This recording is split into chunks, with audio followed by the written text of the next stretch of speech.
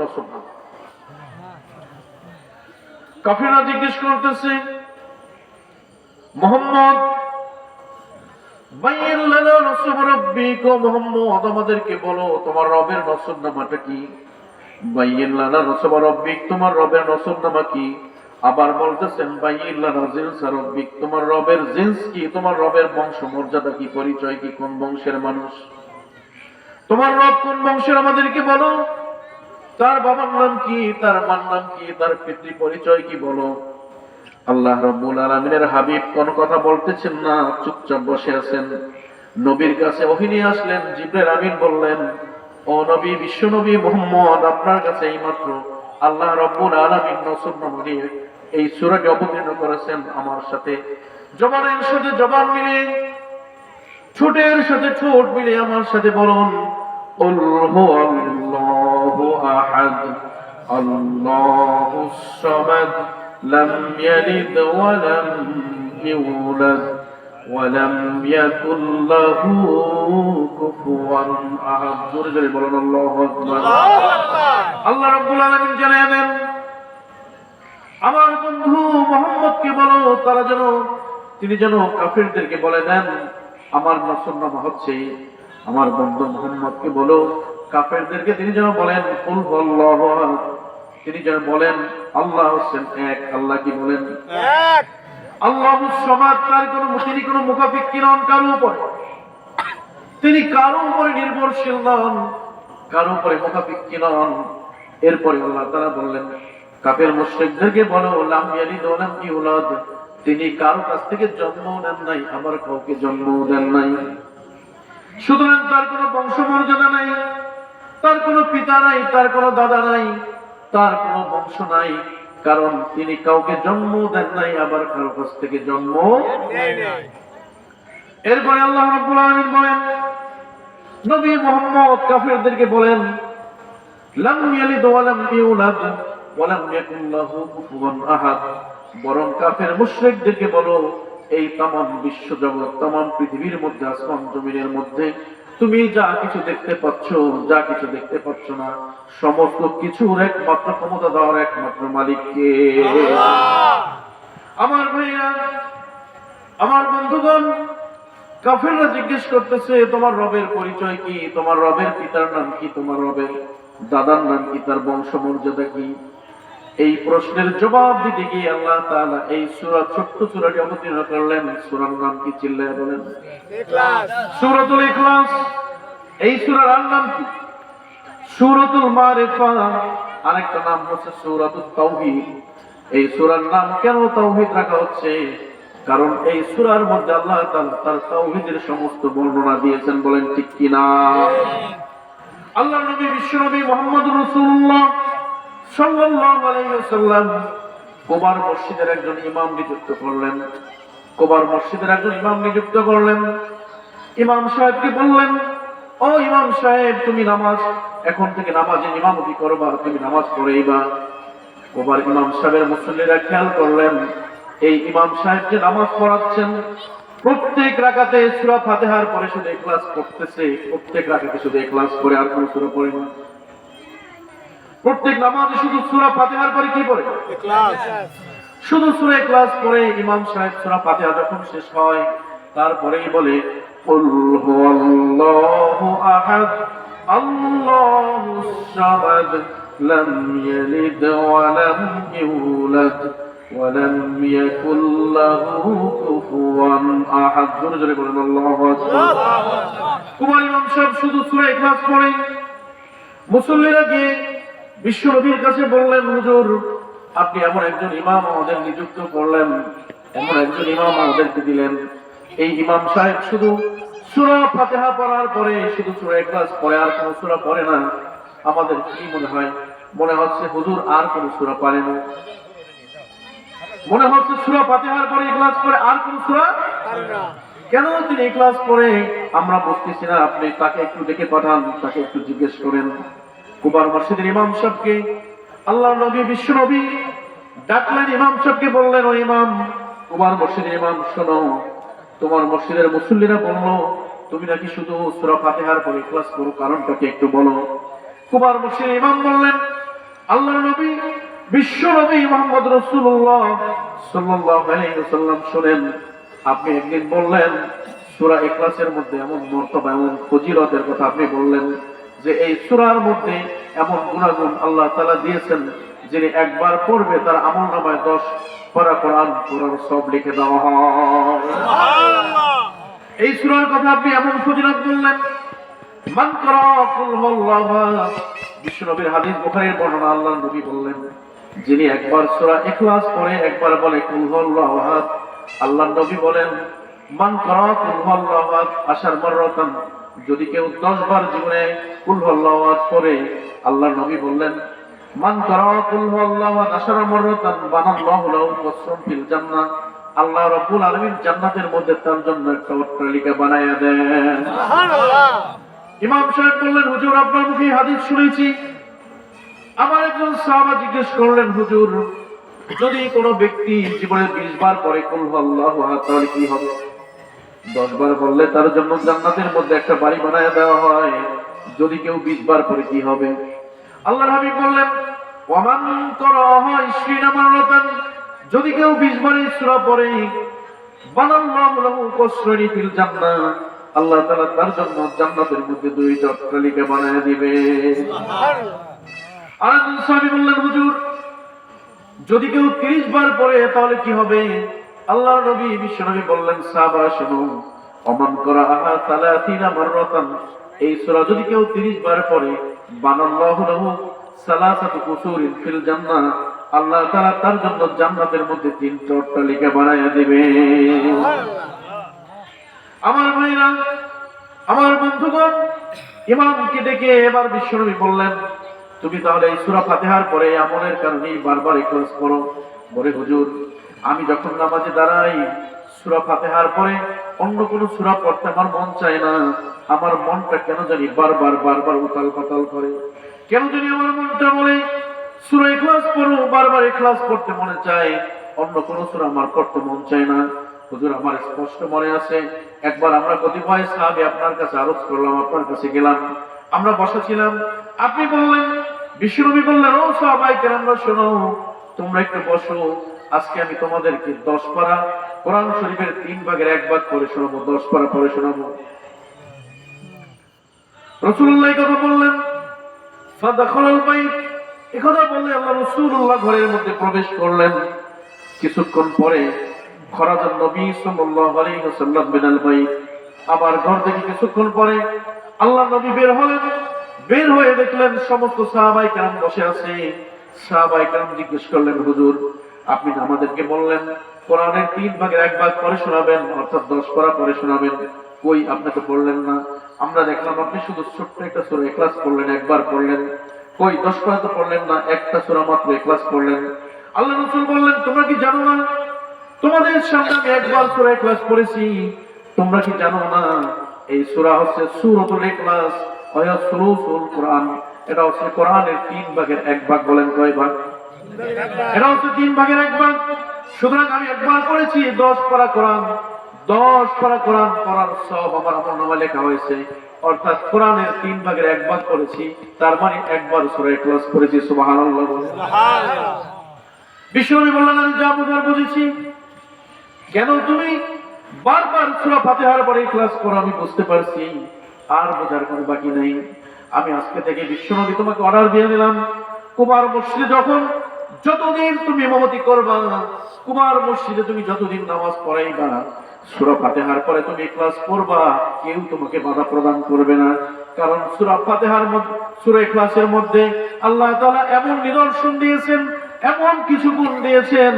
আল্লাহ রাব্বুল আলামিন বললেন যদি কেউ মহব্বত করে ভালোবেসে সূরা ইখলাস একটা বার অন্তত তেলাওয়াত করে, বুঝে শুনে যদি তেলাওয়াত করে, তার জন্য আমি আল্লাহ জান্নাতুল ফেরদাউসে উচ্চ মাকাম দান করে দেই।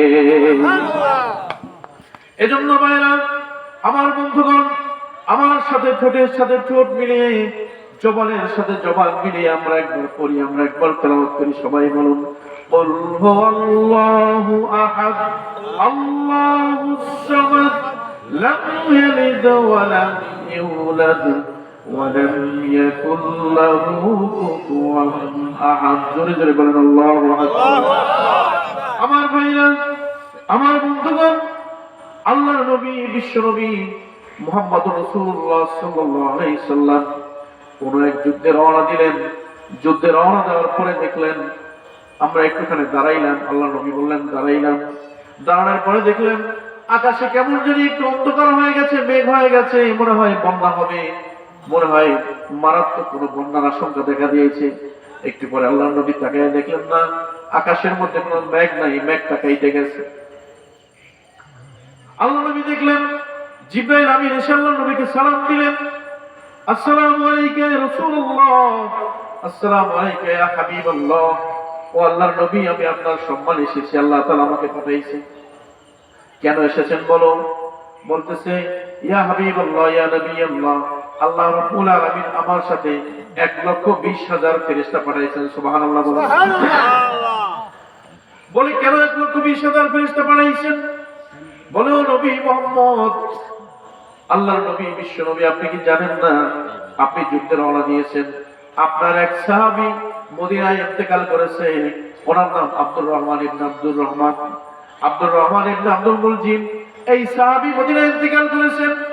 আল্লাহ রাব্বুল আলামিন তার জন্য আপনার এই যুদ্ধের ময়দানে গায়বানা জানাজা পড়ার জন্য আল্লাহ তাআলা আমার সাথে 1,20,000 রহমতের ফেরেশতা পাঠিয়ে দিয়েছেন তার জানাজা পড়ার জন্য।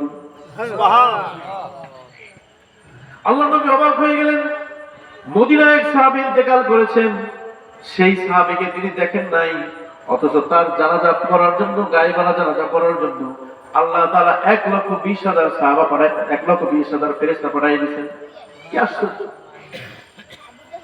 জিবরাইলকে জিজ্ঞেস করলেন, ও জিবরাইল, আমি বুঝলাম না কেন আল্লাহ রাব্বুল আলামিন আমার ওই সাহাবাকে এত সম্মান করে, এত ভালোবাসে যে 1,20,000 ফেরেশতা পাঠায় তার জানাজা পড়তে হবে, কারণটা কি একটু বলো।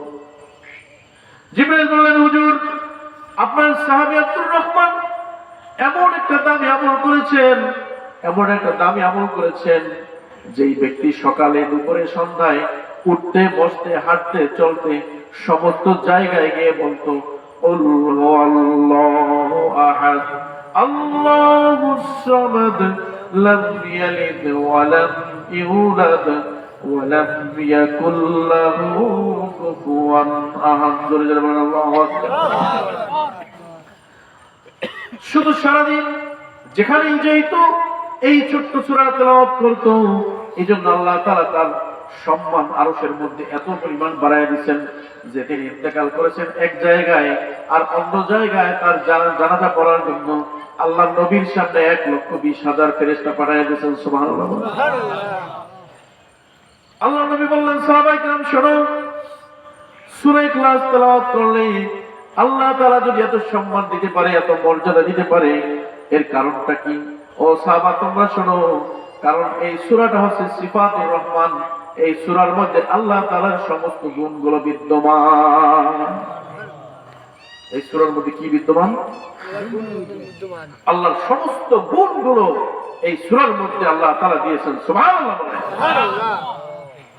সুতরাং আমরা এই সূরা তেলাওয়াত করতে রাজি আছি না? ইনশাআল্লাহ। কোন এক কাফেলা, আল্লাহর নবীর সাহাবাদের মধ্যে এক কাফেলা মক্কা থেকে সিরিয়ার উদ্দেশ্যে রওনা দিয়েছেন।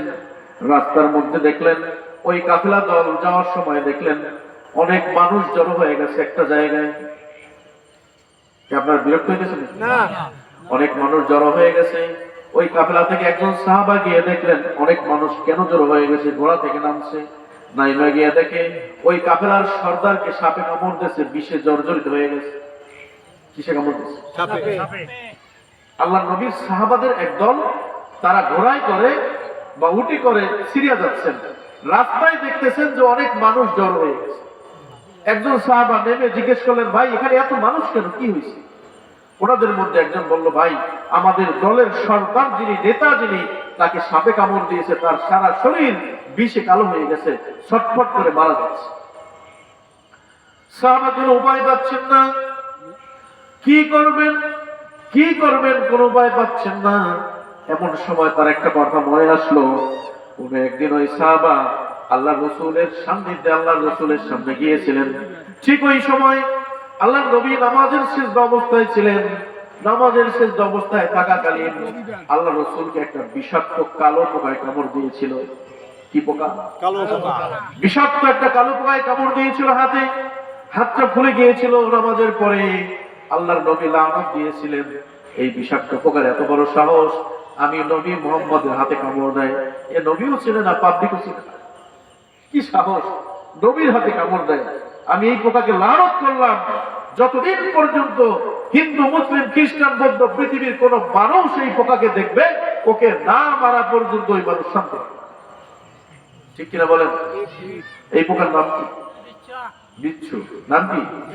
বিচ্ছুকে দেখলে কেউ থামে না, কারণ এই বিচ্ছুকে লানত দিয়েছেন কে? নবী মুহাম্মদ রাসূলুল্লাহ সাল্লাল্লাহু আলাইহি সাল্লাম। কারণ তার হাতে কামড় দিয়েছে নামাজে থাকা অবস্থায়। ওই সাহাবা বিশ্ব নবীর কাছে, তার পাশে বসা সাহাবা তাকে দেখলেন হাতটা ফুলে গিয়েছে কামড়ের কারণে। আল্লাহর নবী মুখে একটু থুতু দিয়ে ওই আক্রান্ত জায়গায় লাগিয়ে তার মুখ দিয়ে তেলাওয়াত করলেন। সবাই আমার সাথে বলুন, আল্লাহু আহাদ আল্লাহুস সামাদ লাম ইয়ালিদ ওয়া লাম ইউলাদ ওয়া লাম ইয়াকুল লাহু কুফুয়ান আহাদ। জোরে জোরে বলুন আল্লাহু আকবার। আল্লাহর নবী শুধু একবার এই সূরাটা পড়ে আক্রান্ত জায়গায় থুতু দিয়ে একবার ফু দিলেন। সাহাবা তাকে দেখলেন, সঙ্গে সঙ্গে ব্যথা ভালো হয়ে গেল, বিষ ভালো হয়ে গেল। আল্লাহর নবী পুনরায় সুস্থ হয়ে গেলেন। সুবহানাল্লাহ বলেন। সাহাবার মাথায় কথা আসলো, আমি কোন একদিন নবীর পাশে ছিলাম, এই সূরার কারণে যদি এত বড় ব্যথা ভালো হইতে পারে, আজকে আমি একটা চান্স নিয়ে দেখি। কি চান্স? ওই যে সর্দারকে সাপে কামড় দিয়েছিল, মনে আছে? সর্দারের কাছে গিয়ে বলে, ভাই আমাকে একটু সুযোগ দেন। কি সুযোগ দেন? 3 বার সূরা ইখলাস পড়ে একটু পানি পড়া দিয়ে তার শরীরের মধ্যে পানিটা ছিটিয়ে দিলেন, তারপরে ওখানে ফু দিয়ে দিলেন। কিছুক্ষণ পরে আল্লাহর হুকুমে ওই ব্যক্তি সুস্থ হয়ে গেল। সুতরাং সূরা ইখলাসের মর্যাদা কম না বেশি? কথা বলেন, কম না বেশি? সর্দার যখন সুস্থ হয়ে গেল, বর্ণনার মধ্যে আসছে সাহাবাকে ডেকে বললেন, ও ব্যক্তি শোনেন, আপনি কি এমন আমলটা করলেন, কি এমন কাজটা করলেন? আপনি তো কোনো সাপুরিয়া না, কোনো ওঝাও না, কোনো মন্ত্রও পড়েন নাই, আমরা কোনো মন্ত্র পড়তে দেখিনি, কি পড়েছেন আমাদেরকে একটু বলেন। বলে, তোমরা তো বিধর্মী, তোমরা তো কাফির, তোমরা তো মুশরিক, তোমরা এটা পড়তে পারবা না। এটা আল্লাহ তাআলার কোরআনের বাণী, কোরআনের আয়াত, বিশ্বনবী আমাদেরকে শিখিয়ে দিয়েছেন, তোমরা এটা পড়তে পারবা না, আমাদেরকে একটু শিখাও। বলে, ভাই এটা তোমাদের দ্বারা সম্ভব না, তোমরা যদি পড়তে চাও ওযু করে আসো, তোমাদেরকে পড়াই দেবো। সঙ্গে সঙ্গে ওই কাফেলার সমস্ত মানুষ কোরআনের হাকিকত দেখে, কোরআনের মর্যাদা দেখে ওই কাফেলার সব মানুষগুলো মুসলমান হয়ে গেল। সুবহানাল্লাহ। তারা অনেকগুলো দুম্বা উপহার হিসেবে দিল, যান বিশ্বনবীর দরবারে এগুলো নিয়ে যান। বিশ্বনবীর কাছে এসে বলল, নবী এরকম একটা কাজ করছি, আজকে একটা চান্স নিয়েছিলাম, সূরা ইখলাসের এত পাওয়ার আগে তো জানতাম।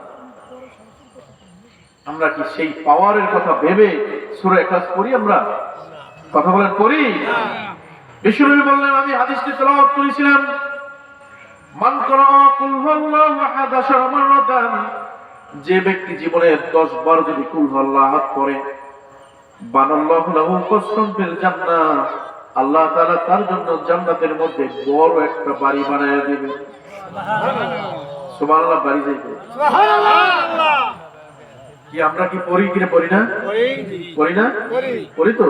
পড়তে রাজি আছি আমরা ইনশাআল্লাহ। সূরা ইখলাস পড়ব আমরা ইনশাআল্লাহ। নবীজির যুগে একজন মূর্তি পূজারী বিশ্বনবীর বাড়ি থেকে একটু দূরে বসবাস করত, সারাদিন শুধু মূর্তি পূজা করত। তার ঘরের মধ্যে একটা মূর্তি ছিল, ওই মূর্তিটাকে সারাদিন পূজা করত, মূর্তিটাকে ভালোবাসতো, মূর্তিটার শরীর মোছায়া দিত, মূর্তিটার দিকে সারাদিন তাকায় থাকত। নবীর বাড়ি থেকে একটু দূরে ওই ব্যক্তি একদিন দেখলেন, ঘরের মধ্যে প্রবেশ করে দেখলেন মূর্তিটা সুন্দরভাবে সাজানো আছে, সুন্দরভাবে আছে আটকানো। একদিন ঘুমায় আছেন ওই ব্যক্তি, দেখে তার মুখের উপরে পানি পড়তেছে। ঘুম ভেঙে গেছে। ঘুম ভাঙার পরে চিন্তা করলো, আরে মূর্তি তো তাহলে সত্যি আজকে আমাকে কি দিচ্ছে? রহম দিচ্ছে, রহমতের পানি দিচ্ছে। মুখের মধ্যে যখন পানি গেছে, তখন দেখে পানিটা একটু ডুম ডুম লাগে। কি লাগে? তাকাই দেখে যে উপরে একটা কুকুর আসছে মূর্তির গায়ে প্রসাব করতেছে। কি করে? তাহলে কুকুরের প্রসাব কি নুন হবে নাকি মিষ্টি হবে? এইবার ওই মুশরিক ব্যক্তি, কাফের ব্যক্তি বুঝলো, আরে দীর্ঘ 30টা বছর পর্যন্ত আমি যাকে এত যত্ন করলাম, যাকে আমি প্রভু মানি, খোদা মানি, যাকে আমি খোদা মানি, সেই একটা খোদা, সেই মূর্তি যে নিজেকে একটা কুকুরের প্রসাদ থেকে হেফাজত করতে পারে না, এইটা কোনোদিন খোদা হইতে পারে না, দেবতা হইতে পারে না। ঠিক কিনা? দৌড়াইতে দৌড়াইতে পাগলের মতো হইয়া বিশ্বনবীর দরবারে গেলেন। বিশ্বনবীর কাছে গিয়ে বললেন, হুজুর, আমি আপনার কথা সবসময় শুনি, আপনার তেলাওয়াত শুনি, আমার মনের মধ্যে একটা বাসনা ছিল আমি মুসলমান হয়ে যাব, কিন্তু বলতে পারি নাই। আজকে আমি দেখলাম যেই মূর্তি একটা কুকুরের প্রসাদ থেকে নিজেকে হেফাজত করতে পারে না, সে আর যাই হোক কোনোদিন দেবতা হইতে পারে না, কোনোদিন খোদা হইতে পারে না। খোদা তিনি, দেবতা তিনি, অর্থাৎ সবকিছুর মালিক যিনি একমাত্র আল্লাহ। আল্লাহ ছাড়া এই ক্ষমতার কারণে, কারণ এই সূরার একটা নাম হচ্ছে সূরাতুল মারিফা। এই সূরার মাধ্যমে আল্লাহ তাআলাকে আমরা চিনতে পারি, জানতে পারি, আল্লাহর পরিচয় সম্পর্কে আমরা বুঝতে পারি। আল্লাহর পরিচয়টা কেমন? আল্লাহর কাছে আল্লাহর পরিচয়টা জানতে চান একদল কাফের মুশরিক বিশ্বনবীর কাছে বলেন, তোমার রবের জিন্স কি, তোমার রবের পরিচয় কি বলো, কোন বংশের, আওলাদার বংশের নাকি শিকদার বংশের, এরকম জিজ্ঞেস করে। আল্লাহ নবীর কাছে ওহী আসলো, আল্লাহ নবী পরিচয় দিচ্ছেন। কাফেরদের মধ্যে একদল বলে, তোমার রবের পরিচয়টা একটু ভালো করে দাও। আল্লাহ নবী বললেন, আল্লাহু লা ইলাহা ইল্লাহু আল হাইয়ুল কাইয়্যুম লা তা'খুযুহু সিনাতুন ওয়া লা নাওম লাহু মা ফিস সামাওয়াতি ওয়া মা ফিল আরদি। আল্লাহু আকবার। আল্লাহর পরিচয় দিচ্ছেন কেমন করে দেখেন। আল্লাহ তাআলা তার নিজের পরিচয় দিচ্ছেন। ও নবী, আপনি কাফের মুশরিকদেরকে পরিচয় দিয়ে দেন আমার পরিচয়টা কেমন। আল্লাহু লা ইলাহা ইল্লাহু আল হাইয়ুল কাইয়্যুম, তিনি হচ্ছেন এমন রব, তিনি হচ্ছেন এমন সত্তা, তিনি তোমার এমন মালিক। লা ইলাহা ইল্লাহু, তিনি ব্যতীত আর কোনো মাবুদ নাই, তিনি ব্যতীত আর কোনো ইলাহ নাই। বলেন ঠিক কিনা?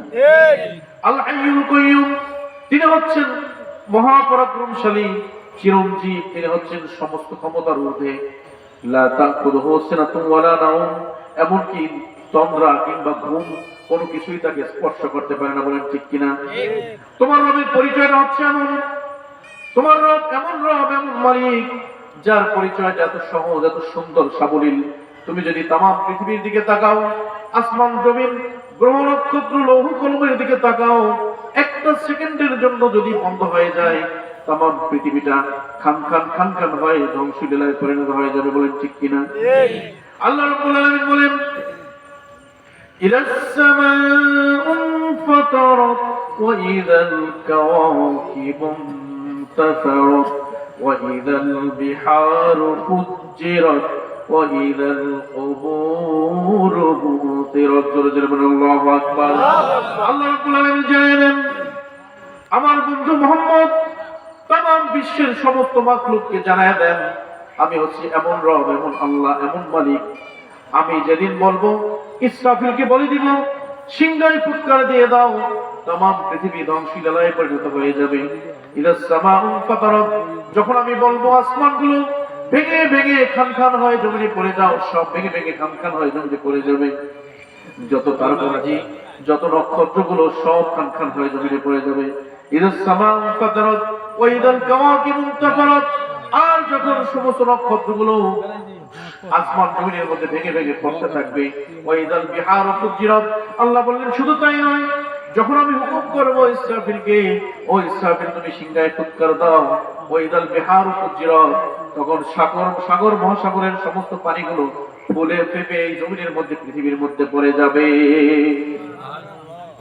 ওয়া ইদাল কুবুরু বুসিরাত, আর আমি বলবো কবরগুলোকে প্রশস্ত হয়ে যাও, যে যেখানে মারা গেছে, যাকে যেখানে দাফন করা হয়েছে, কিয়ামতের ছায়ায় যখন বেঁচে যাবে, কবরের পর্দাগুলো খুলে দেওয়া হবে, সমস্ত মানুষগুলো পুনরায় জীবন পেয়ে সেখান থেকে দাঁড়িয়ে যেতে থাকবে, ইয়া নাফসি ইয়া নাফসি বলতে থাকবে, কোনো কিছুই করার নাই। আল্লাহ বললেন, এই ক্ষমতা, সমস্ত ক্ষমতা একমাত্র আর দুনিয়ার মধ্যে কেউ নাই, আর কারণে চিল্লায় বলতে হবে, সমস্ত ক্ষমতা কার? এই ক্ষমতা শুধু একমাত্র রবের। তোমার রব এমন রব। কাবের মুশরিকরা বলে, বুঝলাম, ঠিক আছে, আল্লাহর পরিচয় দিয়েছেন, আমরা যদি আলিফটা কেটে দেই তাহলে পরিচয়টা কেমন হয়? এবার আল্লাহ তাআলা তার পরিচয় দিচ্ছেন। আল্লাহ রাব্বুল আলামিন বললেন, লিল্লাহি মা ফিস সামাওয়াতি ওয়া মা ফিল আরদ ওয়া ইন তুবদু মা ফি আনফুসিকুম আও তুখফুহু ইউহাসিবুকুম বিহিল্লাহ ফায়াগফির লিমান ইয়াশাউ ويعذب من يشاء الله على كل شيء قدير الله أكبر আল্লাহ তাআলা আবার পরিচয় দিচ্ছেন, লিল্লাহি মা ফিস সামাওয়াতি ওয়া মা ফিল আরদ। ও বান্দারা, ও মাখলুকরা, তোমরা কেন বোঝো না? এই আসমান, জমিন, গ্রহ, নক্ষত্র, লৌহ কলম, যা কিছু দেখতে পাচ্ছ, যা দেখতে পাও না, সমস্ত মাখলুক, সমস্ত মানুষ, জিন জাতি, সমস্ত গ্রহ, নক্ষত্র, তারকারাজি, চন্দ্র, সূর্য কোন নিয়ম মেনে চলে? সূর্য পূর্ব দিকে উদিত হয়, আবার পশ্চিম দিকে ডোবে। চন্দ্র মাসের মধ্যে একটা নির্দিষ্ট নিয়মে চলে, বলে ঠিক কিনা বলে? সাগরের পানিগুলো নির্দিষ্ট নিয়মে চলে। আল্লাহ বললেন, বান্দা তুমি কেন বোঝো না? তোমার জন্য এতগুলো নিয়ামতের ব্যবস্থা করেছি। আমি যদি একটা দিন সূর্যের আলো বন্ধ করে দেই কেমন হবে? আমি যদি সাগরের পানির চলাচল বন্ধ করে দেই, পৃথিবীর সমস্ত চলাচলগুলো যদি বন্ধ করে দেই, বান্দা তোমার জন্য সারা পৃথিবীর মধ্যে আমি কি সুন্দর দামি অক্সিজেনের ব্যবস্থা করেছি, তুমি কি বোঝো না?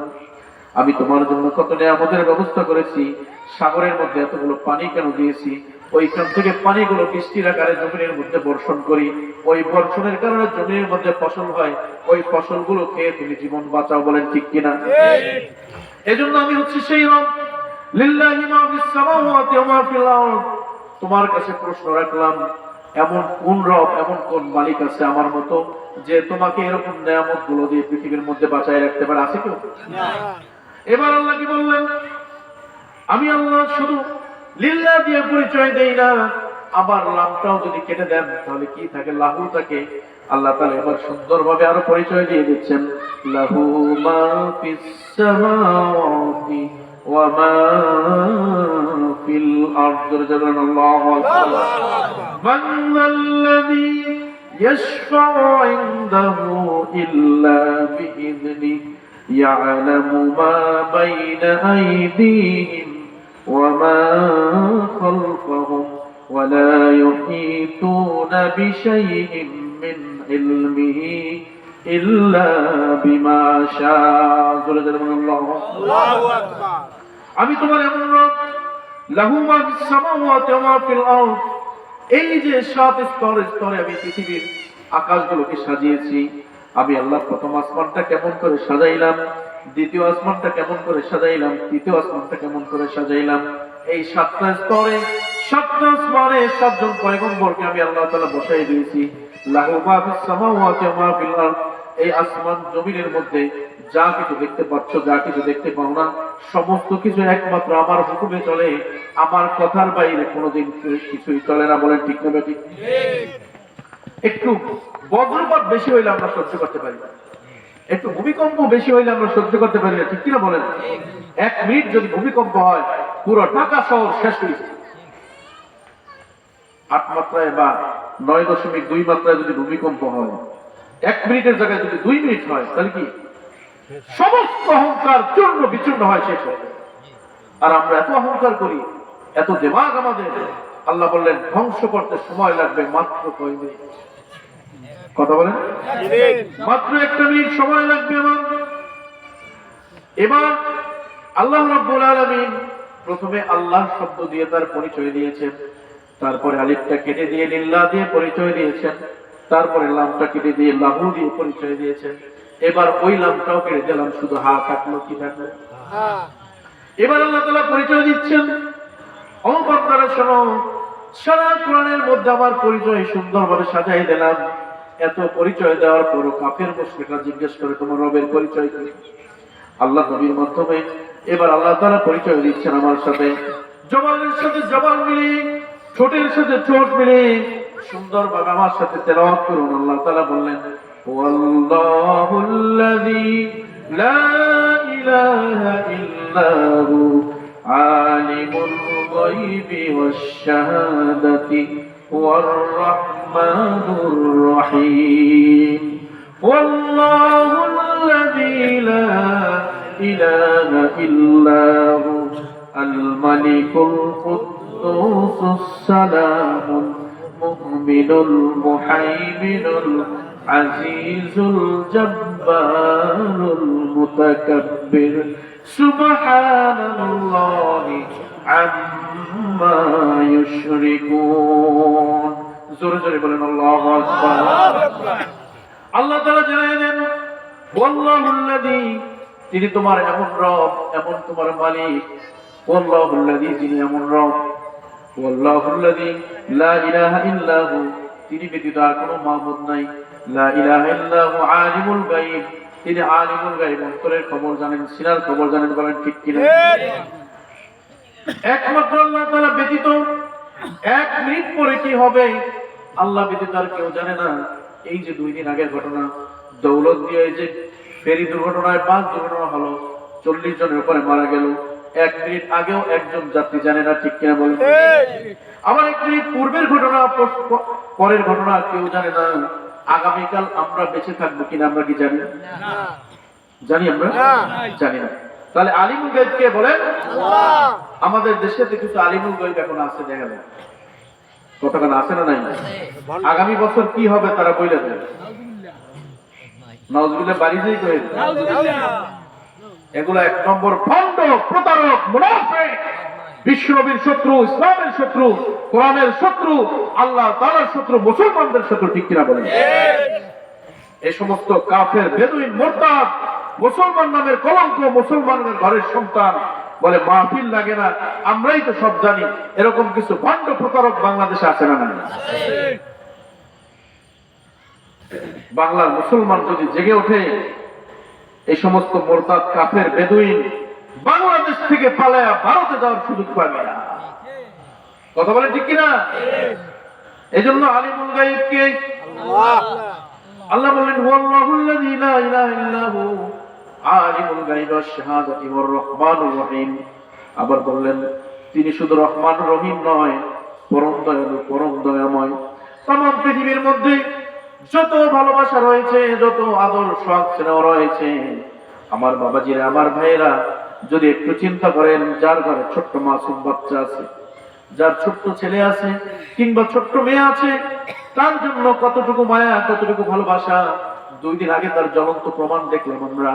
দৌলত দিয়ে ফেরিঘাটে যে বাসটা ডুবে গেল, ডুবে যাওয়ার সময় একটা মা তার সন্তানকে জানালা ভেঙে বের করে দিয়েছে।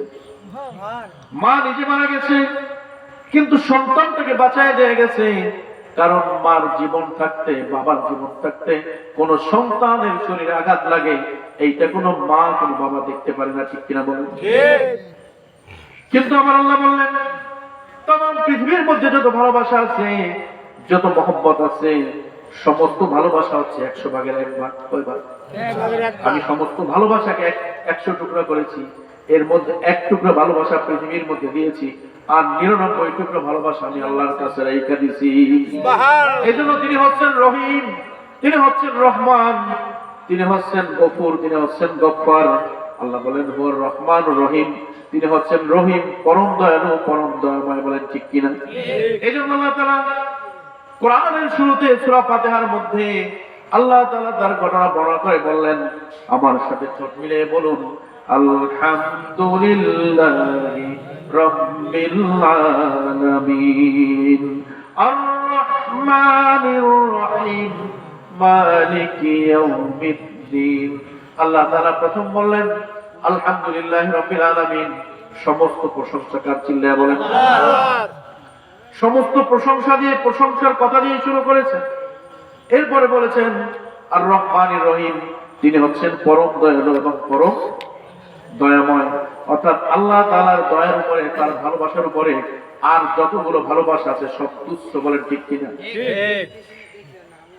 আমার ভাইরা, আমার বন্ধুগণ, যে তেলাওয়াতের মধ্যে আমরা ছিলাম সূরাতুল ইখলাস, মনে আছে আপনাদের? আমরা কোন সূরার মধ্যে আছি? সূরাতুল ইখলাসের ব্যাখ্যা তাফসীরের মধ্যে আছে। অল্প কিছুক্ষণ পর আলোচনা শেষ করব। এই ছোট্ট সূরার আমলের কথা এখন আমরা সামনে যাই। আমলগুলো কি? প্রথম আমলটা হচ্ছে قال রাসূলুল্লাহ সাল্লাল্লাহু আলাইহি ওয়াসাল্লাম, আল্লাহর হাবিব ঘোষণা করেন, মান করা কুল হুয়াল্লাহু আহাদ, যে ব্যক্তি কুল হুয়াল্লাহু আহাদ পড়বে বাদা সালাতিল ফজর ও সালাতিল মাগরিব, ফজরের নামাজের পরে এবং মাগরিবের নামাজের পরে। কোন নামাজের পরে? ফজর এবং মাগরিবের পরে। অপর এক বর্ণনার মধ্যে আসছে মান করা কুল হুয়াল্লাহু আহাদ, সূরাতুল ইখলাস এবং সূরাতুল ফালাক এবং সূরাতুন নাস একবার করে মাররাতান বাদা সালাতিল ফজর ওয়া বাদা সালাতিল মাগরিব, ফজর নামাজের পরে এবং মাগরিবের নামাজের পরে একবার করে যদি কেউ কুল হুয়াল্লাহু আহাদ, সূরাতুল ফালাক এবং নাস পড়ে, আল্লাহ তাআলা তার জন্য এমন পুরস্কারের ব্যবস্থা করেছেন। শুনেন, 24টা ঘন্টা সকাল থেকে সন্ধ্যা, সন্ধ্যা থেকে ফজর পর্যন্ত, এই 24 ঘন্টা ওই ব্যক্তিকে সমস্ত বিপদ আপদ, বালা মুসিবত, দুর্ঘটনা, অ্যাক্সিডেন্টের হাত থেকে যিনি বাঁচায় রাখবেন, চিল্লায় বলেন তিনি কে? সুতরাং আমরা এই সূরা পড়তে রাজি আছি না নাই? বিশ্বনবীর হাদিস, কোন সন্তানের মাথায় যদি তার বাবা এই ছোট্ট সূরা পড়ে একটা ফু দেয়, সন্তান মাদ্রাসায় যায়, সন্তান বাজারে যায়, বিভিন্ন জায়গায় যায়, তাহলে সমস্ত বিপদ থেকে এই সন্তানকে আল্লাহ তাআলা হেফাজত করবেন। ঠিক কিনা বলেন? এই সূরাটা কি অনেক কঠিন? না। অনেক বড়? না। আমি শুধু এই সূরার 4টা নাম, সূরাতুল ইখলাস, সূরাতুস সামাদ, সূরাতুল মারিফা, সূরাতুল তাওহীদ, শুধু তাওহীদ নিয়ে এতক্ষণ আলোচনা। একটা নাম নিয়ে, কয়টা নাম নিয়ে? আর বাকি 4টা নাম নিয়ে আলোচনা করলে আরো 4 দিন লাগবে। সুতরাং ছোট্ট সূরার আলোচনা অনেক বেশি আমরা আমল করি না, আমরা এটাকে বেশি বড় মনে করি না, মনে করি অনেক সহজ, অনেক ছোট। আমরা বিপদে পড়লেও এই সূরার উপরে ভরসা রাখি না, দৌড়ে ডাক্তারের কাছে যাই। ঠিক কিনা বলেন? কিন্তু কেউ যদি মনে প্রাণে বিশ্বাস করে আমি যদি এই সূরা ইখলাস পড়ি আমি এই ফল পাবো, অবশ্যই আল্লাহ তাআলা তাকে হেফাজত করবেন। ঠিক কিনা বলেন? আমার বন্ধুগণ, আমার ভাইরা, ছোট্ট সূরা ইখলাসের এত মর্তবা, এত ফজিলত, এই সূরার মধ্যে এত গুরুত্ব আল্লাহ তাআলা দিয়েছেন। আল্লাহর নবী, বিশ্ব নবী মুহাম্মদুর রাসূলুল্লাহ সাল্লাল্লাহু আলাইহি ওয়াসাল্লাম যখন কোনো বিপদে পড়তেন তখন এই সূরাটা তিনি বারবার তেলাওয়াত করতেন। আমরা বিপদে পড়লে তো করি না, করি? আমরা বিপদে পড়লে করি না। আজকে থেকে আমরা এই ছোট্ট আমলটা নিয়ে যাব। গতকালকে আপনাদের সামনে আলোচনা করেছিলাম কোন সূরা বলেন তো? সূরা মাউন। কোন সূরা আলোচনা করছিলাম? সূরা মাউনের 7টা বিষয় নিয়ে আলোচনা করেছি, যে 7 শ্রেণীর মুনাফিককে আল্লাহ তাআলা এই সূরার মধ্যে নির্দেশনা দিয়েছে। আমি শুধু আপনাদের মনে রাখার জন্য একটানে বলে যাব, যেহেতু এটা নিয়ে আজকে আলোচনা না। মনে আছে তো? আপনারা ভুলে গেছেন? আলোচনা শুনতে হবে আমলের নিয়তে। কিসের নিয়তে?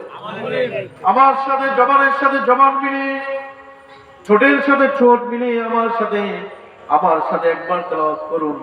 কারণ আল্লাহ তাআলা এমন নিদর্শন দিয়েছেন কোরআনের মধ্যে, একটা হরফ যদি কেউ একবার তেলাওয়াত করে, আল্লাহ তাআলা ঘোষণা করেন তার আমল নামায় সঙ্গে সঙ্গে 10টা নেক লিখে দেওয়া হয়। আমার সাথে বলুন, আরাআইতাল্লাযী ইউকাযযিবু বিদ্দীন ফাযালিকাল্লাযী ইয়াদউল ইয়াতীম ওয়ালা ইয়াহুদ্দু আলা তাআমিল মিসকিন ফাওয়াইলুল লিল মুসাল্লিন الذين عن صلاتهم ساهون الذين هم يراءون ويمنعون الماعون। জোরে জোরে বলুন আল্লাহু আকবার। এই সূরার মধ্যে আল্লাহ তাআলা কি বলেছেন? 1 মিনিট 2 মিনিটের মধ্যে বলবো, শুনেন।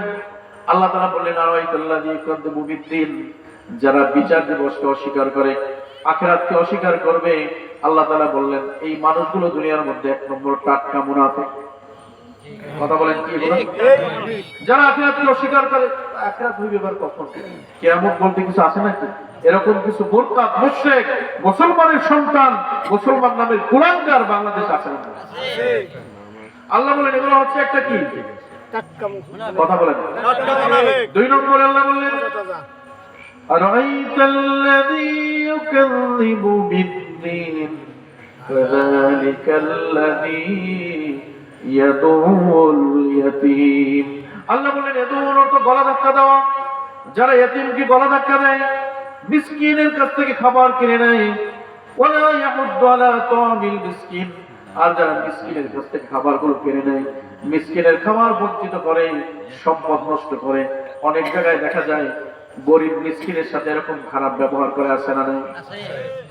গতকালকে বুঝাইছিলাম মিসকিন মানে কি, অসহায়, হত দরিদ্র।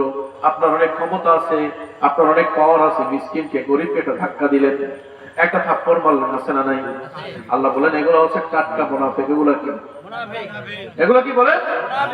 3 নম্বরে আল্লাহ রাব্বুল আলামিন বললেন ওয়ালা ইয়াহুদ্দু আলা তা'মিল মিসকিন ফাওয়াইলুল লিল মুসাল্লিন। 4 নম্বরে বললেন ওই মুসলমানদের জন্য যারা নামাজ পড়ে আবার তাদের জন্য ধ্বংস, ওয়াইল নামক জাহান্নামে তাদেরকে ফেলে দেওয়া হবে। মনে আছে কিনা বলেন? ওয়াইল নামক জাহান্নামে তাদেরকে ফেলে দেওয়া হবে। ওয়াইল হচ্ছে কি জাহান্নামের একেবারে নিম্ন স্তর। ওই জায়গাটা হলো ওয়াইলুন, আরবিতে বলা হয় এটা হচ্ছে একেবারে নিম্ন স্তর, ভয়াবহ জায়গা। ওই জায়গাটায় ফেলে দেওয়া হবে নামাজ পড়ে। তারপর কথাটা শুনতে কিরকম লাগে না? ফাওয়াইলুল লিল মুসাল্লিন। সামনে আল্লাহ ব্যাখ্যা করেন কেন নামাজ পড়বা তারপর তোমাকে জাহান্নামে ফেলানো হবে। এই কারণটা হচ্ছে আল্লাহ বললেন ফাওয়াইলুল লিল মুসাল্লিন আল্লাযীনা হুম আন সালাতিহিম সাহুন। কেন তাদেরকে জাহান্নামে ফেলা হবে? শোনো, আল্লাযীনা হুম আন সালাতিহিম সাহুন, যারা নামাজ পড়ে কিন্তু নামাজের বিষয় উদাসীন। কালকে বলেছিলাম এই সাহুনের অর্থ বলেছিলাম 4টা। কয়টা বলেছিলাম বলেন? 1 নম্বর অর্থ বলেছিলাম যারা নামাজ পড়ে কিন্তু একেবারে শেষ সময় গিয়ে পড়ে। ঠিক কিনা বলেন? সাহুনের 1 নম্বর অর্থ কি? যারা নামাজ পড়ে কিন্তু একেবারে শেষ সময় গিয়ে পড়ে, তারা হচ্ছে মুনাফিক, টাটকা মুনাফিক। 2 নম্বরে আল্লাহ বললেন যারা নামাজ পড়েই না, একেবারেই পড়েই না, এরকম এই দ্বিতীয় শ্রেণীর ব্যক্তি হচ্ছে টাটকা মুনাফিক চরিত্র। 3 নম্বর চরিত্র হচ্ছে সাহুনের আরেকটা অর্থ হচ্ছে যারা নামাজ পড়ে কিন্তু খুব তাড়াহুড়া করে পড়ে। আছে না? এরকম পাবলিক আছে না নাই? সেজদার উপরে সেজদা, রুকুর উপরে রুকু। এগুলো হচ্ছে একটা টাটকা মুনাফিকের চরিত্র। আর 4 নম্বরে হচ্ছে যারা নামাজ পড়ে কিন্তু নামাজটা পড়ে ঠেকেন নামাজ। কালকে বলছিলাম এই যে 4টা চরিত্র ব্যাখ্যা করেছি কালকে, আজকে ব্যাখ্যা করবো না, শুধু বলে দিলাম। এই যে 4টা চরিত্র হলো মুনাফিকের চরিত্র, টাটকা মুনাফিকের চরিত্র। নামাজ পড়ে কিন্তু তাড়াতাড়ি পড়ে, আবার নামাজ পড়ে একেবারে শেষ অক্তের সময় গিয়ে পড়ে, আবার নামাজ একেবারে পড়েই না। আর না হলে নামাজ পড়ে কিন্তু খুব দ্রুত নামাজ পড়ে, এরকম ঠেকের নামাজ পড়ে, আছে না নাই? এগুলো হচ্ছে মুনাফিকের চরিত্র। আল্লাহ তাআলা বললেন এই সূরা মাউনের মধ্যে আল্লাহ ঘোষণা করেন ফাওয়াইলুল লিল মুসাল্লিন আল্লাযীনা হুম আন সালাতিহিম সাহুন। আল্লাহ বললেন আল্লাযীনা হুম ইউরাউন ওয়া ইয়ামনাউনাল মাউন। জোরে জোরে বলেন আল্লাহু আকবার। কেন এই আলোচনা করলাম? কেন এই কথাটা আবার বলার চেষ্টা করলাম? কারণ আমাদের সমাজের মধ্যে এই সমস্যাগুলো বেশি না কম? বেশি। সূরা মাউনের অর্থ হচ্ছে ব্যবহৃত জিনিসপত্র। সূরা মাউনের অর্থ কি? ব্যবহৃত জিনিসপত্র। কালকে বলছিলাম যে ব্যবহৃত জিনিসপত্র, এই যে কোদাল, খুন্তা, কুড়াল, আমরা একজন আরেকজনকে দিতে চাই না, আছে না? আছে না পাবলিক? কালকে বোঝাইছে এতে বিষয়ের আলোচনা করব। শুধুমাত্র এতটুকু বলি, সমাজের মধ্যে এই কুসংস্কার, এই গোড়ামিটা বেশি না কম? অনেক বেশি না খুব বেশি? অনেক বেশি। আমরা এটা দিতে চাই না। কালকে বলেছিলাম সাহাবা আব্দুর রহমান আউফের ঘটনা, কালকে বলতেছিলাম ইয়ারমুকের যুদ্ধের ঘটনা বলেছিলাম, বদরের যুদ্ধের ঘটনা বলেছিলাম। মুসলমান এগুলো শোনার পরেও যদি তোমার শিক্ষা না হয়, একজন মানুষ ধার চাইতে আসলে যদি তুমি তাকে ধার না দাও, তুমি কোনো মুসলমান হইতে পারো না, মুনাফিকের চরিত্র হয়ে গেছো। আমার বন্ধুগণ, আমার ভাইরা, 5 মিনিটের মধ্যে আলোচনা শেষ করবো। পরবর্তী বক্তা এখনই আসবেন। 2-1 মিনিটের মধ্যে বক্তাকে আসার জন্য অনুরোধ করতেছি। আমি শুধু এতটুকু বলবো, শোনেন আমার বন্ধুগণ, আমার ভাইরা, শোনেন আমি এই কথাগুলো, পয়েন্টগুলো কেন বললাম? সূরা মাউনের মধ্যে আল্লাহ তাআলা 7 জন মুনাফিককে নির্দেশনা করেছেন, চিহ্নিত করেছেন। আবার আজকে বললাম সূরাতুল ইখলাস কেন আমি সূরাতুল ইখলাস তেলাওয়াত করলাম, কেন সূরা ইখলাস সম্পর্কে বুঝালাম? কারণ আমাদের সমাজে এখনো অনেক শ্রেণীর মানুষ আছে যারা বছরের পর বছর সূরা ইখলাস তেলাওয়াত করেছে, কিন্তু ইখলাস সম্পর্কে এখনো পর্যন্ত জানে না। বলেন ঠিক না বেঠিক? গতকালকের সেই আলোচনাগুলো আর আজকে যা বললাম, অল্প সময়ের মধ্যে এখান থেকে আমরা কিছু আমল করতে চাই কি চাই না? যদি আমরা এখন থেকে শুরু করি দেই যে আমরা মনে প্রাণে বিশ্বাসে ভক্তিতে ভালোবাসা দিয়ে সূরা ইখলাস তেলাওয়াত করব, এর মধ্যে যে পরিমাণ রহমত বর্ষণ করবেন, আল্লাহ তাআলা আমাদের সমস্ত সমস্যার সমাধান করবেন। এবার সূরা ইখলাসের আমলের পরে সর্বশেষে আরেকটা বিষয় আলোচনা করে শেষ করব। আমরা অনেক সময় অনেকেই সাইয়্যিদুল ইস্তিগফার সম্পর্কে আমরা অনেকেই জানি না। আবার অনেকে প্রতিদিন সাইয়্যিদুল ইস্তিগফার করি, কিন্তু সাইয়্যিদুল ইস্তিগফার দ্বারা আল্লাহ রাসূল কি নির্দেশ করেছেন, কি এর মধ্যে আছে আমরা পড়ি কিন্তু জানি না। যেমন ধরেন ইখলাস অনেক পড়লাম, জানি না। আপনাদের দোয়ায় আমি ছোট্ট মানুষ, গুনাহগার, আমি এই সাইয়্যিদুল ইস্তিগফার নিয়ে 3টা প্রোগ্রামে আলোচনা করেছি একটানা। সূরা ফাতিহার 7টা আয়াত নিয়ে 3টা প্রোগ্রামে আলোচনা করেছি একটানা, তাফসীর পেশ করেছি, তারপরও ফাতিহার তাফসীর শেষ হয় নাই। আরেকদিন সময় হইলে এই সূরা ফাতিহা নিয়ে আলোচনা করব। সূরা ফাতিহা তো আমরা দৈনিক কমপক্ষে 32 বার করি, ঠিক কিনা বলেন? তাহলে এই সূরা ফাতিহার আলোচনা আমাদের শোনা উচিত না উচিত না বলেন? আমাদের দরকার আছে না? আজকে যে সূরা ইখলাস শুনলেন, ভালো লাগলো না খারাপ লাগলো? আমার বন্ধুগণ, আমার সাথে একসাথে জবানের সাথে জবান মিলিয়ে সাইয়্যিদুল ইস্তিগফার আমার সাথে বলুন, আল্লাহুম্মা আনতা রাব্বি লা ইলাহা ইল্লা আনতা খালাকতানি ওয়া আনা আবদুকা ওয়া আনা আলা আহদিকা ওয়া ওয়া'দিকা মুস্তাতা'তু আউযু বিকা মিন শাররি মা সানা'তু আবু'ু লাকা বিনি'মাতিকা আলাইয়া ওয়া আবু'ু বিযামবি ফাগফিরলি ফাইন্নাহু লা ইয়াগফিরু যুনুবা ইল্লা আনতা। জোরে জোরে বলেন আল্লাহু আকবার। এই সাইয়্যিদুল ইস্তিগফারের মধ্যে আল্লাহ তাআলা তার হাবিবকে জানিয়ে দেন, ও হাবিব বিশ্বনবী, আপনি আপনার উম্মতদেরকে তথা সমস্ত বিশ্ববাসীকে বলেন যে ব্যক্তি একবার সাইয়্যিদুল ইস্তিগফার পড়বে, সারা জীবনের মধ্যেও যদি একবার পড়ে, আল্লাহ তাআলা তার সমস্ত বিপদ কাটায় দিয়া, এমনকি জাহান্নামের মতো বিপদ কাটায় দিয়ে আল্লাহ তাআলা তার জন্য জান্নাতের সুব্যবস্থা করে দিবে। এটার দাম কম না বেশি? দ্বিতীয় নাম্বার হচ্ছে, কোন ব্যক্তি যদি সাইয়্যিদুল ইস্তিগফার পড়ে, তেলাওয়াত করে, সকালবেলা পড়েছে, সন্ধ্যার আগে মারা গেছে, আবার সন্ধ্যায় পড়েছে, ফজরের আগে মারা গেছে, ঘুমের মধ্যে মারা যায় না? যায় না? আল্লাহর হাবিব বলেন, সাইয়্যিদুল ইস্তিগফার পড়ার পরে যদি কোনো ব্যক্তি মারা যায়, আল্লাহ তাআলা তার জীবনের কোনো পাপের কথা চিন্তা করবেন না, খেয়াল করবেন না, সরাসরি তার জন্য ফি জান্নাতুম তাজরি মিন তাহতিহাল আনহার খালিদিনা ফিহা আবাদা, তার জন্য এমন জান্নাত আল্লাহ তাআলা বানিয়ে দিয়েছেন, এমন জান্নাতের ব্যবস্থা করেছেন যে জান্নাতের মধ্যে আজীবন থাকবে, স্থায়ীভাবে থাকবে। কিসের জন্য বলেন? কিসের বরকতে? কারণ জীবনে একবার হলেও সাইয়্যিদুল ইস্তিগফার করেছে। বলেন ঠিক না? এই যে আপনারা শুনলেন, তাতে আপনার সমান সব হয়েছে। এইবার এই ব্যাখ্যাটা শুনেন, কি আল্লাহ তাআলা কি বলছেন, আল্লাহ রাসূল কি বলছেন। আল্লাহুম্মা আনতা রাব্বি, ও আল্লাহ তুমি আমার রব। আল্লাহুম্মা আনতা রাব্বি, ও আমার মালিক, ও আমার খোদা, আমার প্রভু, তুমি আমার রব। লা ইলাহা ইল্লা আনতা খালাকতানি, লা ইলাহা ইল্লা আনতা, তুমি ব্যতীত এই পৃথিবীর মধ্যে আমার আর কোনো মালিক নাই।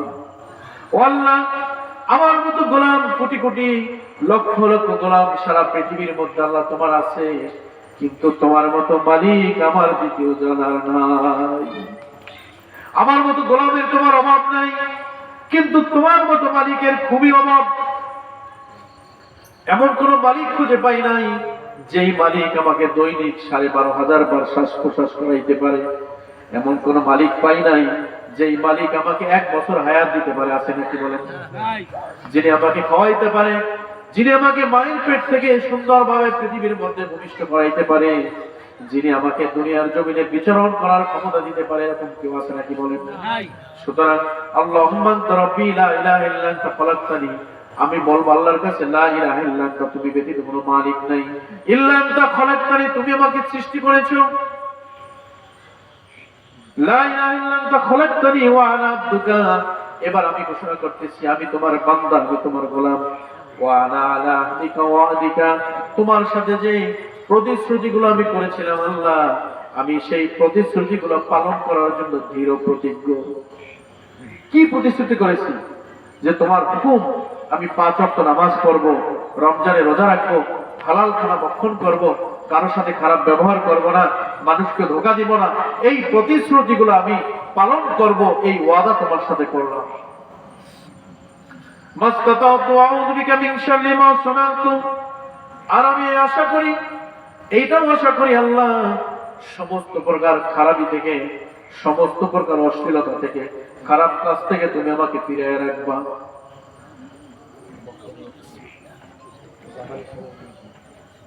আউযু বিকা মিন শাররি মা সানাতু আবুউ লাকা বিনি'মাতিকা আলাইয়া, ওগো আল্লাহ আমি তোমার কাছে আরো আদা করতেছি, আমি তোমার সাথে আরো প্রতিজ্ঞা করতেছি, তুমি আমাকে অনেক নিয়ামত দিয়েছো, আমাকে তুমি অনেক ভালোবেসেছো, এত পরিমাণ নিয়ামত দিয়েছো, তুমি ছাড়া পৃথিবীর মধ্যে এরকম নিয়ামত দেওয়ার মতো আর দ্বিতীয় রব নাই।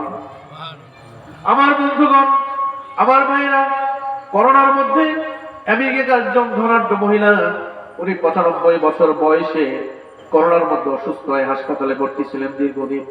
হাসপাতাল থেকে বের হওয়ার পরে হাসপাতাল কর্তৃপক্ষ জানাই দিল আপনার 7 কোটি টাকা বিল হয়েছে। কয়দিন হাসপাতালের বিল হয়েছে কত? উনি সুস্থ হয়ে গেছে। করোনার মধ্যে সাধারণত বৃদ্ধ মানুষগুলো বাঁচে না। মহিলা হাসপাতালের বেডে বসে চোখের পানিগুলো ছেড়ে দিয়ে অঝোর ধারায় কান্না করতেছে। হাসপাতালের মালিক বলে, আপনি কেন কাঁদতেছেন একটু বলেন, আপনার কান্নার কারণটাকে একটু বলবেন কি?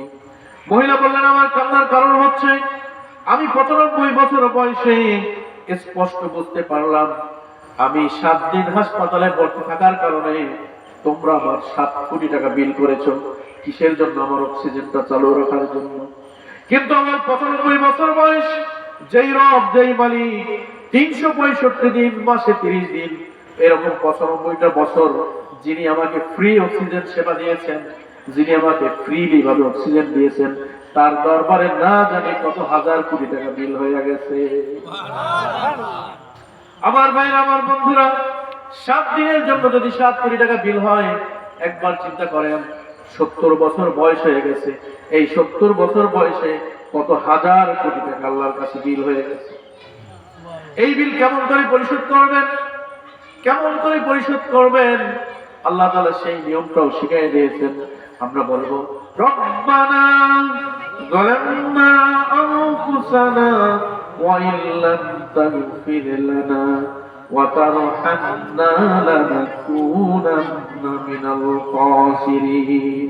শুধু তাই নয়, আল্লাহর কাছে আমরা বলবো, আল্লাহুম্মা ইন্নী যালামতু নাফসি যুলমান কাসীরা ওয়া লা ইয়াগফিরুয যুনুবা জামিআ ইল্লা আনতা ফাগফিরলি ফাগফির লাহু ইন্নাহু হুয়াল গফুরুর রহিম। আল্লাহর কাছে আমরা যখন বলবো, আল্লাহ আমার কাছে এমন কিছু নাই, এমন কোন আমল নাই যে আমি সেই আমলের দ্বারা জান্নাতে যাইতে পারি। গতকাল বলেছিলাম, তুমি যদি দয়া না করো, তুমি যদি ক্ষমা না করো, আমার মতো গোলামের জান্নাতে যাওয়া সম্ভব না। বলেন ঠিক না বেঠিক?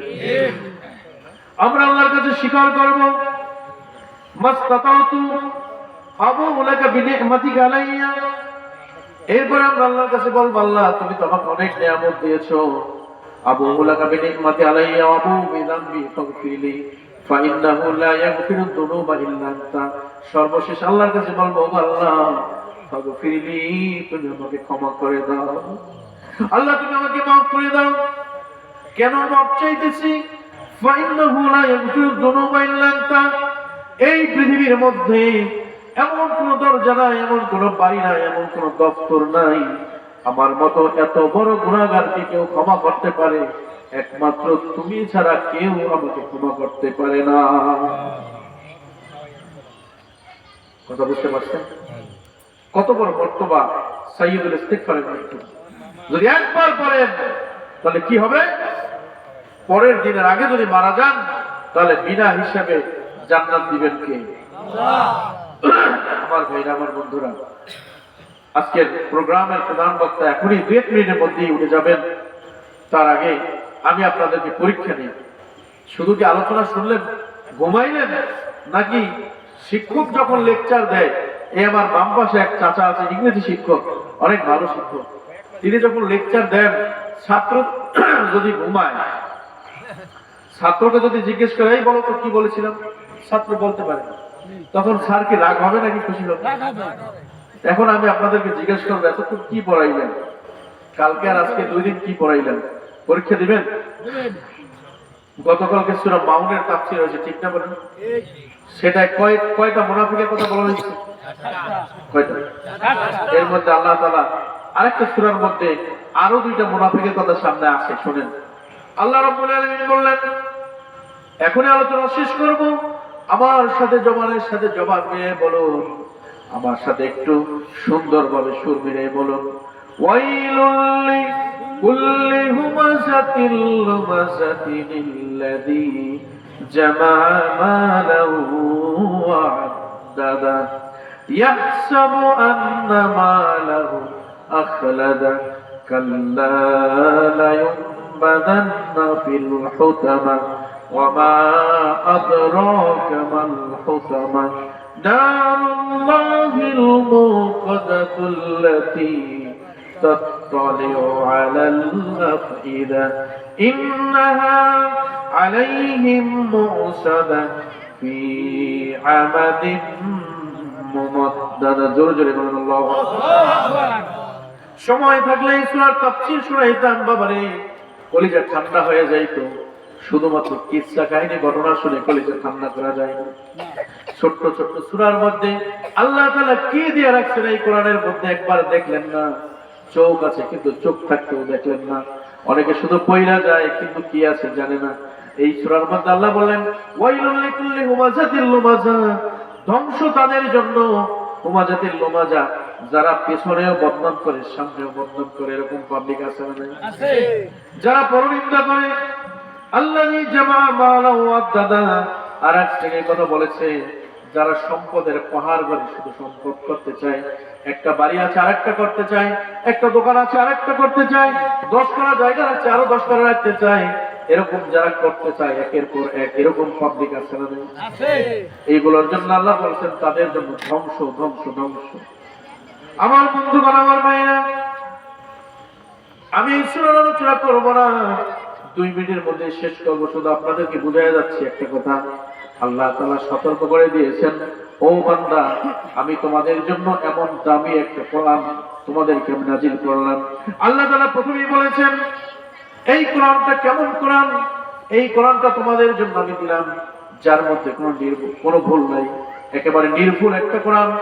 যদি কোনো ব্যক্তি এটা আমল করে, যদি এখান থেকে একটা মানুষ কয়েকটা কথা আমল করতে পারে, আল্লাহ তাআলা বলেছেন তাকে আমি সফল কাম করে দিব। সফল কাম হওয়ার জন্য বেশি না, 5টা কথা তোমাকে আমল করতে হবে। কয়টা বলেন? 5টা। আল্লাহ রাব্বুল আলামিন বললেন, যালিকাল কিতাবু লা রাইবা ফীহি হুদাল লিল মুত্তাকিন। এই কোরআন কেমন কোরআন? যালিকাল কিতাবু লা রাইবা ফীহি, যার মধ্যে আমি বিন্দু মাত্র সংশয় রাখি নাই, বিন্দু মাত্র ভুল রাখি নাই। যদি তুমি এইটার উপরে আমল করো, এটার উপরে আমল করতে চেষ্টা করো, হুদাল লিল মুত্তাকিন, আমি মুত্তাকিনদের জন্য একটা হেদায়েত হিসেবে বানাইয়া দিয়েছি। সুবহানাল্লাহ। শুধু তাই নয়, আল্লাহ রাব্বুল আলামিন বললেন, বান্দা তুমি যদি 5টা কাজ করতে পারো তোমাকে আমি সফল কাম করে দিব। কয়টা কাজ বলেন? কয়টা? আল্লাহ রাব্বুল আলামিন বললেন, হুদাল লিল মুত্তাকিন আল্লাযীনা ইউমিনুনা বিল গায়বি ওয়া ইউকিমুনাস সালাহ। আল্লাহ রাব্বুল আলামিন বলেন, তুমি যদি গায়বের উপর বিশ্বাস করো, ওয়া ইউকিমুনাস সালাহ, সময় মতো নামাজ আদায় করো, ওয়া মিম্মা রাযাকনাহুম ইউনফিকুন, আর তোমাকে আমি যা দান করেছি তা থেকে দান করো। এই যে মাহফিলের মধ্যে যারা দান করলেন, অনেকের অনেক টাকা পয়সা নাই, তারপর অনেক দান করেছেন। আল্লাহ তাআলা বলেন, ওয়া মিম্মা রাযাকনাহুম ইউনফিকুন, তুমি যদি তোমার টাকা পয়সা থেকে দান করো তাহলে কি হবে? আমি আল্লাহ ঘোষণা করতেছি, তুমি যদি গায়বের প্রতি বিশ্বাস করো, সময় মতো নামাজ আদায় করো, আর তোমাকে আমি যে সম্পদ দিয়েছি তা থেকে দান করো, তাহলে আমি আল্লাহ ঘোষণা করলাম, উলাইকা আলা হুদাম মির রাব্বিহিম ওয়া উলাইকা হুমুল মুফলিহুন। জোরে জোরে বলেন আল্লাহু আকবার।